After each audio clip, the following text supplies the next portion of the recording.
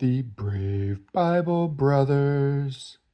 The 14th chapter of the book of 1 Samuel.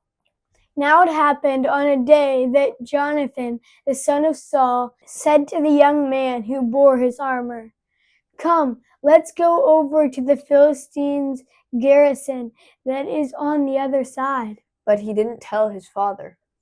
Saul stayed in the uttermost part of Gibeah under the pomegranate tree, which is in Migron, and the people who were with him were about 600 men, including Ahijah, the son of Ahitub, Ichabod's brother, the son of Phinehas, the son of Eli the priest of Yahweh in Shiloh, wearing an ephod.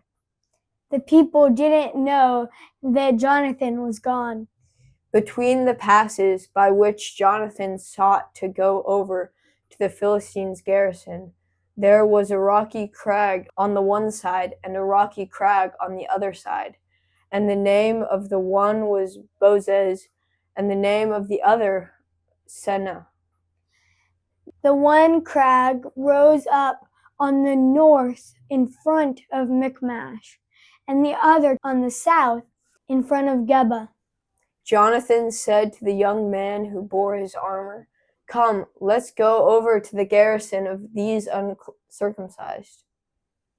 It may be that Yahweh will work for us, for there is no restraint on Yahweh to save by many or by few." His armor-bearer said to him, "Do all that is in your heart." "Go and behold, I am with you according to your heart." Then Jonathan said, "Behold, we will pass over to the men, and we will reveal ourselves to them. If they say this to us, 'Wait until we come to you,' then we will stand in our place, and we will not go up to them. But if they say this, 'Come up to us,' then we will go up, for Yahweh has delivered them into our hand. This shall be the sign to us." Both of them revealed themselves to the garrison of the Philistines. And the Philistines said, "Behold, the Hebrews are coming out of the holes where they had hidden themselves."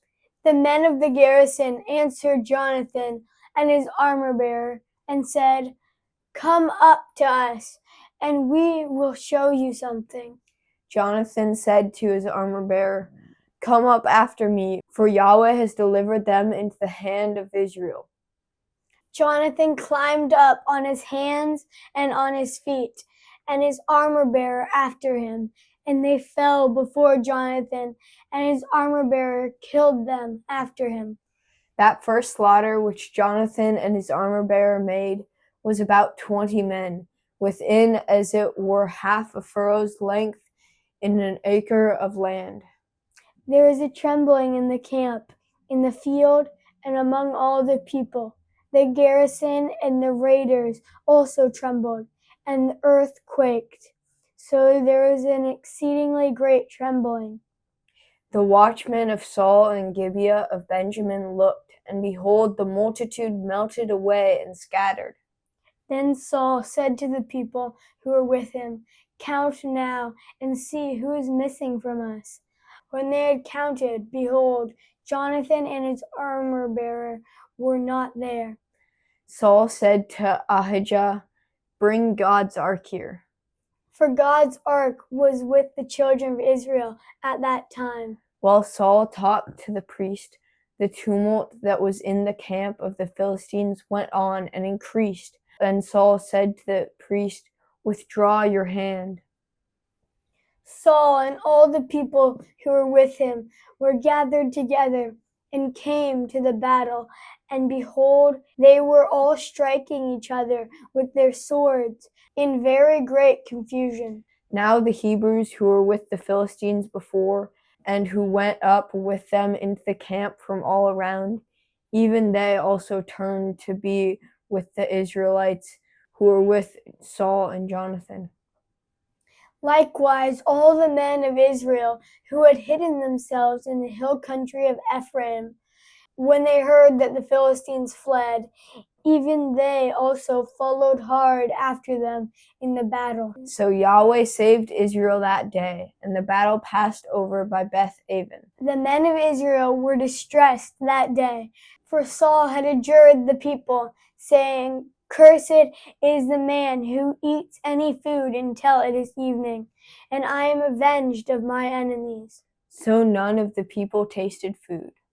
All the people came into the forest, and there was honey on the ground. When the people had come to the forest, behold, honey was dripping, but no one put his hand to his mouth, for the people feared the oath.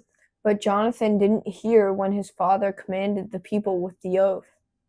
Therefore he put out the end of the rod that was in his hand and dipped it in the honeycomb, and put his hand to his mouth, and his eyes brightened. Then one of the people answered and said, "Your father directly commanded the people with an oath, saying, 'Cursed is the man who eats food today.'" So the people were faint. Then Jonathan said, "My father has troubled the land. Please look how my eyes have brightened because I've tasted a little of this honey. How much more if perhaps the people had eaten freely today of the plunder of their enemies which they found. For now there has been no great slaughter among the Philistines." They struck the Philistines that day from Michmash to Ajalon. The people were very faint, and the people pounced on the plunder, and took sheep, cattle, and calves, and killed them on the ground, and the people ate them with the blood. Then they told Saul, saying, "Behold, the people are sinning against Yahweh, in that they eat meat with the blood. He said, "You have dealt treacherously." Roll a large stone to me today." Saul said, "Disperse yourselves among the people, and tell them, every man bring me here his ox, and every man his sheep, and kill them here, and eat, and don't sin against Yahweh in eating meat with the blood." All the people brought every man his ox with him that night, and killed them there. Saul built an altar to Yahweh. This was the first altar that he built to Yahweh. Saul said, "Let's go down after the Philistines by night and take plunder among them until the morning light." Let's not leave a man of them. They said, "Do whatever seems good to you." Then the priest said, "Let's draw near here to God." Saul asked counsel of God, "Shall I go down after the Philistines?" "Will you deliver them into the hand of Israel?" But he didn't answer him that day. Saul said, "Draw near here, all you chiefs of the people, and know and see in whom this sin has been today. For as Yahweh lives, who saves Israel, though it is in Jonathan my son, he shall surely die." But there was not a man among all the people who answered him. Then he said to all Israel, "You be on one side, and I and Jonathan my son will be on the other side." The people said to Saul, "Do what seems good to you." Therefore Saul said to Yahweh, the God of Israel, "Show the right." Jonathan and Saul were chosen, but the people escaped. Saul said, "Cast lots between me and Jonathan my son." Jonathan was selected. Then Saul said to Jonathan, "Tell me what you have done." Jonathan told him and said, "I certainly did taste a little honey with the end of the rod that was in my hand, and behold, I must die." Saul said, "God do so, and more also, for you shall surely die, Jonathan." The people said to Saul, "Shall Jonathan die, who has worked this great salvation in Israel? Far from it. As Yahweh lives, there shall not one hair of his head fall to the ground, for he has worked with God today." So the people rescued Jonathan, so he didn't die. Then Saul went up from following the Philistines, and the Philistines went to their own place. Now, when Saul had taken the kingdom over Israel, he fought against all his enemies on every side, against Moab, and against the children of Ammon, and against Edom, and against the kings of Zobah, and against the Philistines. Wherever he turned himself, he defeated them. He did valiantly and struck the Amalekites and delivered Israel out of the hands of those who plundered them. Now the sons of Saul were Jonathan, Ishvi, and Malchishua, and the names of his 2 daughters were these: the name of the firstborn, Merab, and the name of the younger, Michal. The name of Saul's wife was Abinoam, the daughter of Ahimaaz. The name of the captain of his army was Abner, the son of Ner, Saul's uncle. Kish was the father of Saul, and Ner, the father of Abner, was the son of Abiel. There was severe war against the Philistines all the days of Saul.